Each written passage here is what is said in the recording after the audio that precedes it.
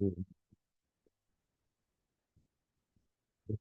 Jadi pada kesempatan kali ini saya akan menjelaskan mengenai praktikum dari pembelajaran mesin saya yang keenam ya. Nah, jadi untuk praktikum pembelajaran ke ini, eh, pembelajaran mesin keenam ini kami atau saya disuruh untuk membuat apa namanya, eh, di mana kita harus menentukan eh, metode linkage dari data yang ingin kita clustering ya. Dan kita akan menentukan beberapa angka yang optimal untuk membentuk suatu cluster. Nah, jadi ini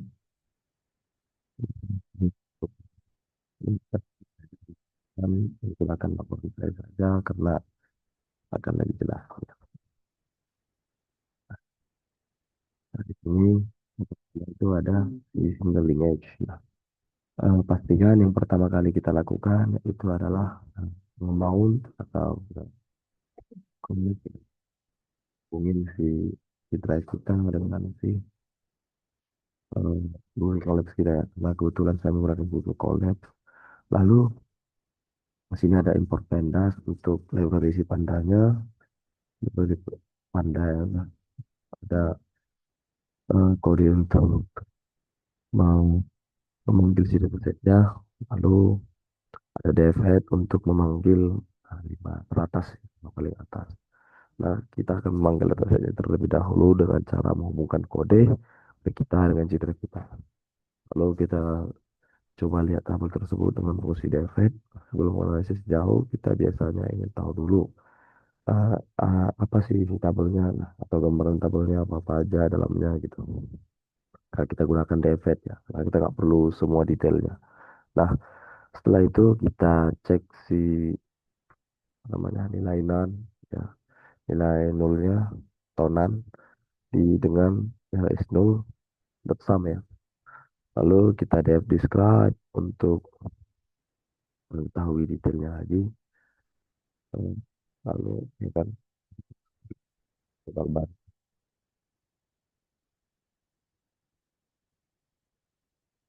kita set head, kita lihat lagi data set headnya ya.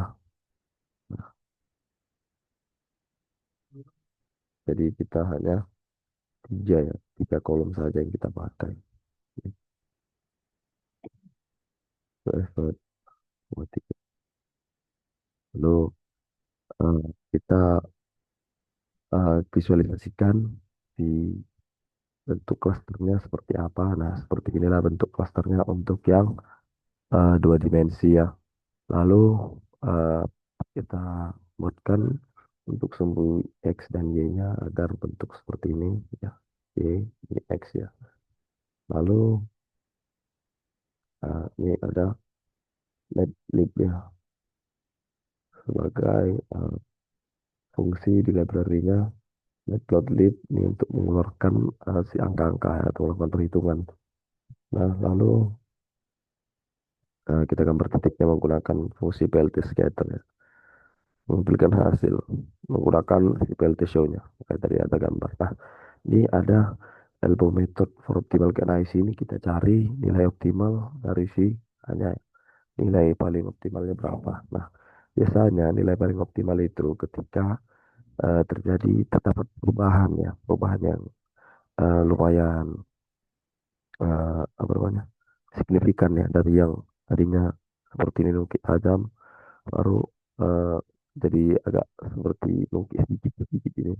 Nah, itu terjadi di bagian garis kelima dan keenam ya. Itu nampak perubahannya paling besar ya.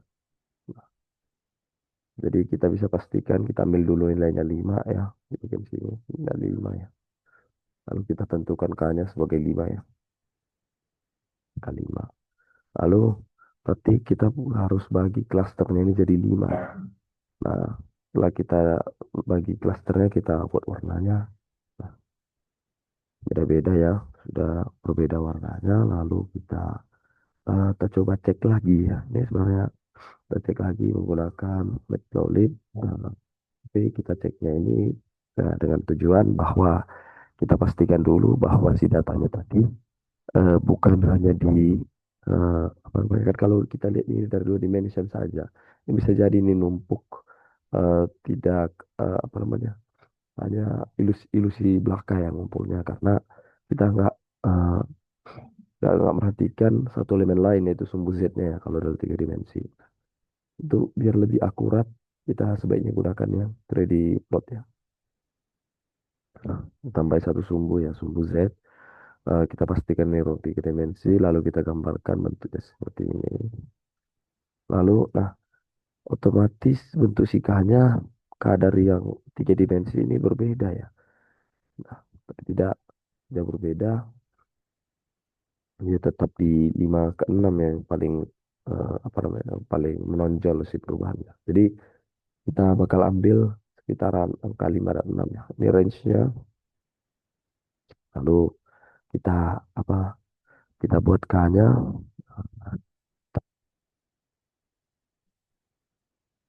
kita buat K finalnya kita ambil 6 ya.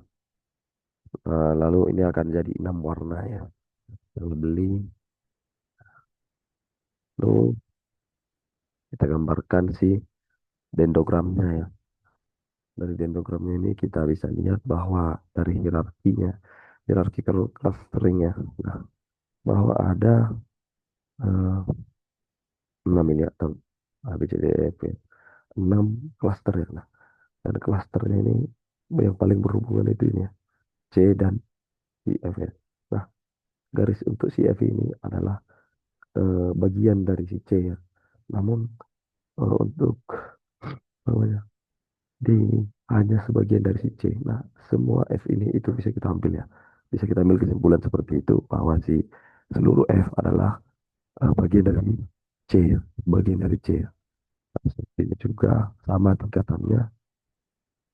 Nah, ini untuk yang single link edge itu untuk dasar teorinya itu kita ambil dari jarak yang paling dekat ya. Yang paling dekat. Seperti itu rumus yang menggunakan single edge. Nah, bayangkan kita semua terdekat ya. Terdekat.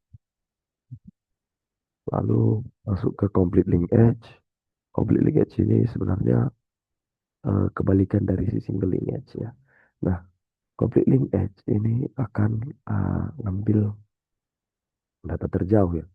Si titik-titik yang terjauh dari itu baru dia anggap bahwa itu satu klaster ya. Nah, jadi ada dua ini ya. Kalau secara klaster yang seimbang itu ini ada tiga klaster seimbang. Ini ada tidak ada klaster seimbangnya. Ini tidak satu klaster, ini ada tiga yang sama ya.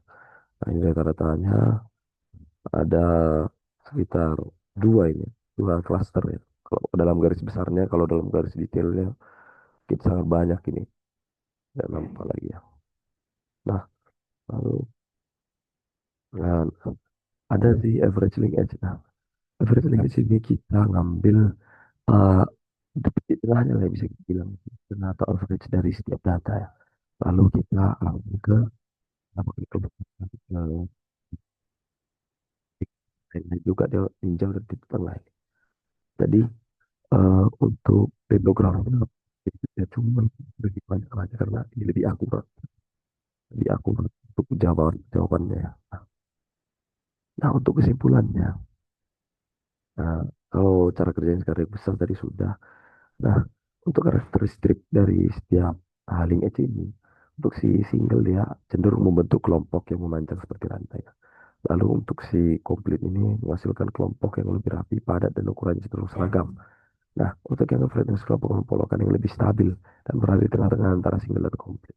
Nah, ini si single ini cocok kita gunakan ketika kita ingin mendeteksi kelompok data yang bentuknya tidak berturut atau memanjang. Nah, untuk si komplit kita bisa pakai ini untuk uh, menginginkan ketika kita ingin menginginkan kelompok yang benar-benar terpisah jauh dan kompak satu sama lainnya. Untuk si average ini, kita ingin hasil yang lebih tahu ke cicilan atau layar dan lebih alami. Nah, intinya kalau kita ingin uh, kita gunakan si single deteksi itu di-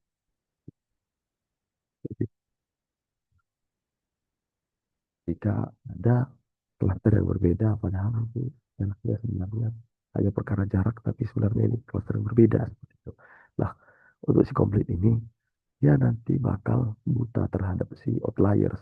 Misal dari si klaster satu itu hanya yang paling jauh distance mungkin 7. Nah, karena adanya outliers, nah maka ada jarak tuh.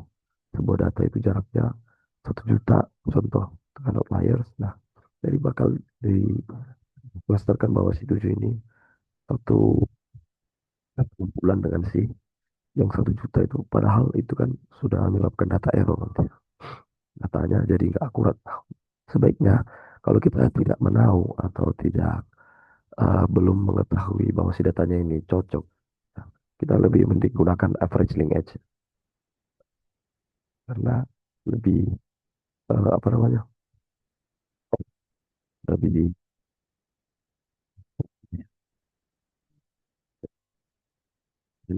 lebih menengah, lebih seperti itu. Nah, mungkin ya dari